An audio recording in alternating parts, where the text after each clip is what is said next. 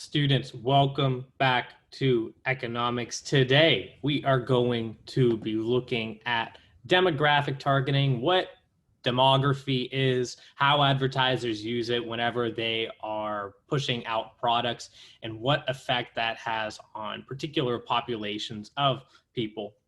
So without further ado, let's go to the assignment, demographic targeting.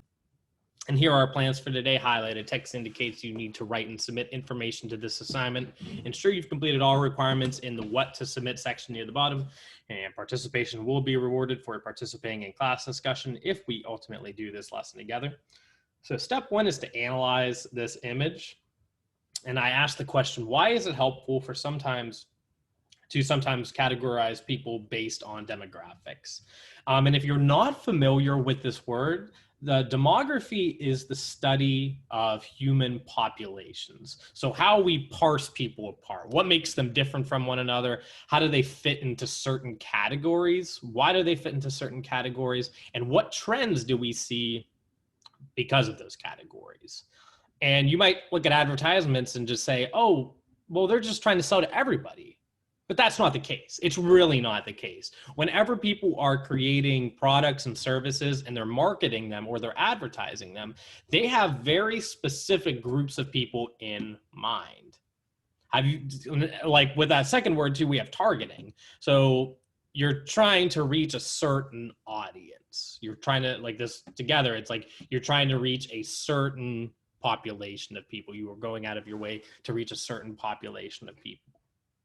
Think about some of the advertisements that you have seen before. Do you feel like something's ever been specifically targeted at people like you or you specifically?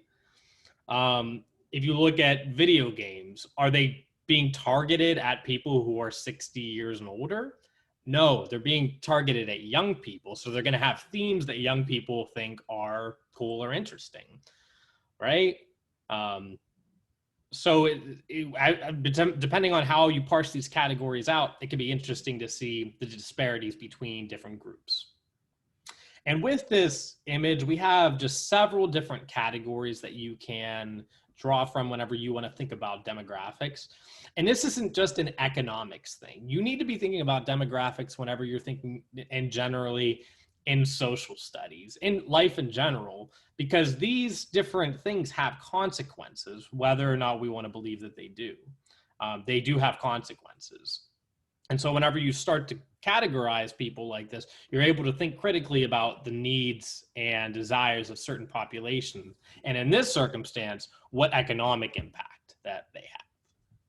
So we have gender, marital status. That means if you're married or not. Occupation, social factors, the people you're around. Education, your level of education. Maybe some people are just got a college degree. Maybe some people have a master's degree. Some people might just have their GED or a high school degree. Varying levels of the types of information that they've seen, right? Racial identity, geographic location, and lastly, income, which is probably the easiest one for us to conceptualize or think about. But all of these matter in their own specific ways. Like with occupation, I get super excited whenever I see special deals on things for teachers, right? So things I would not go out of my way to buy unless I was a teacher, right? If I was a construction worker, I would be buying entirely different things. I would probably not go out and buy like button-down shirts if I were in a different profession as often as I do, right? So these things are all related to the specific categories they're under. And now I want to introduce like kind of a little bit of controversy in this because I think it's pretty good because this is something that you might have seen in your life before, and you might know some people who are involved with stuff like this. So this is related to the FDA, which is the Food and Drug Administration of the government, both at the state and federal level. And they were issuing bans, or they issued a ban on most flavored e-cigarettes. So not just the product itself, but specifically the flavored products or the flavored variants of this product. And I want you to think about what you think about the legality of e-cigarettes like Juul. And they were trying to make like fruity flavors.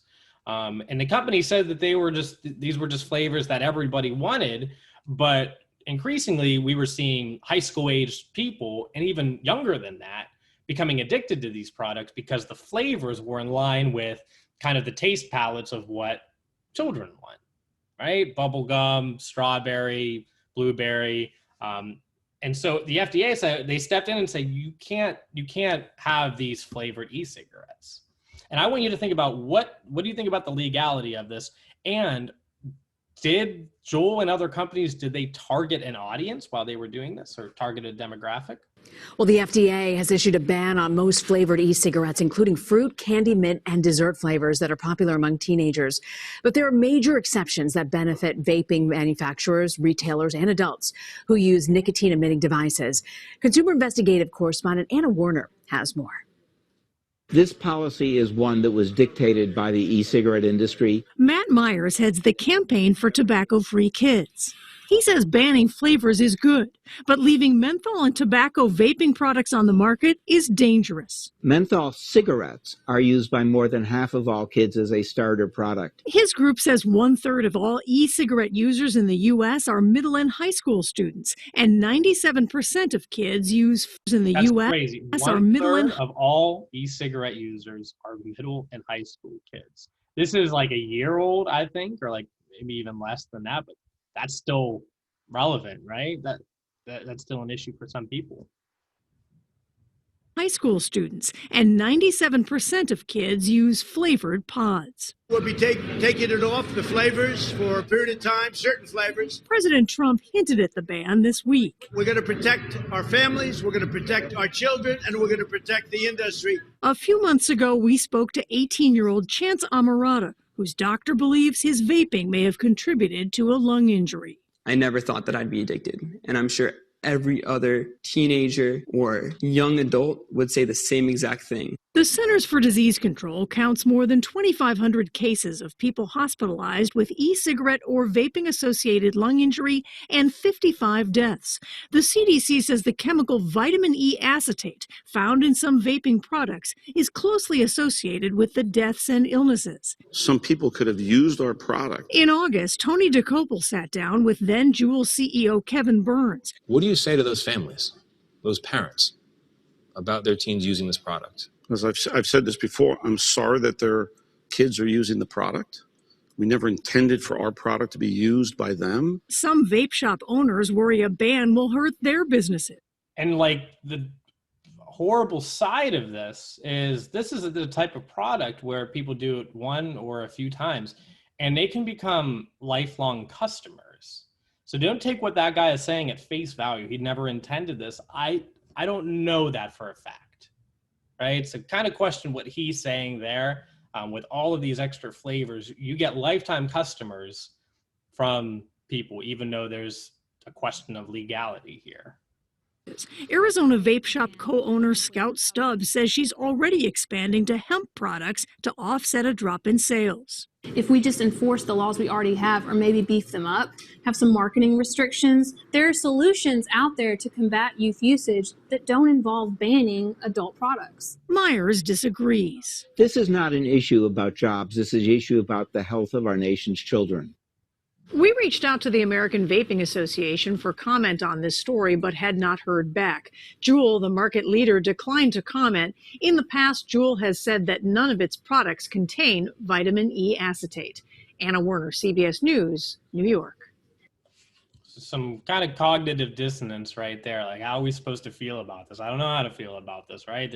There's all kinds of weird lines that are being crossed here by these type of companies who, are they targeting younger demographics, right? This is one of the demographics that we have, right? Like, are they targeting them? Or actually it's not. We don't have age on here, but that's absolutely a huge one. And then even further, I want to go even further into this. So you're going to read through this article that I've hyperlinked, and I want you to answer these prompts. And if we do this class as a class, you can be prepared to talk about this topic together. So in what way is the banning of e-cigarettes related to target demographics? Be specific.